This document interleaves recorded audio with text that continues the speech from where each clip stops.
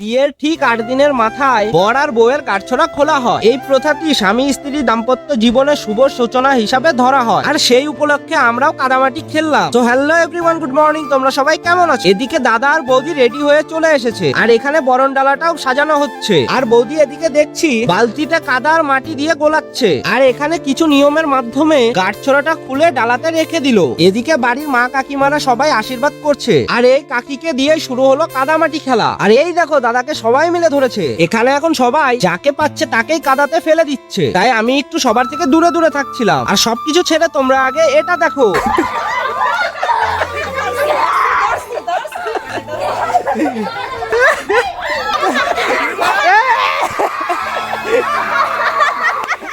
এটা একটা আমার ভাস্তা হবে। মা কাকিমারা সবাই মিলে ওকে ধরে কাদাতে ফেলে দিয়েছে, আর হঠাৎ বৌদি আমার পিছন থেকে এসে আমাকেও মাটি লাগিয়ে দিয়েছে। আমি ভেবেছিলাম আমি আজ কাদামাটি খেলবো না, কারণ আমি সকালে স্নান করে নিয়েছি। তো যাই হোক, এখন আমাদের কাদামাটি খেলা শেষ। আর মা এদিকে সবাইকে মিষ্টি খাইয়ে দিচ্ছে, আর এটাই হচ্ছে আমার বৌদি। শেষে মা আমাকেও একটা মিষ্টি খাইয়েই দিল। আর এখন আমরা সবাই মিলে চলে যাচ্ছি পুকুরে স্নান করতে।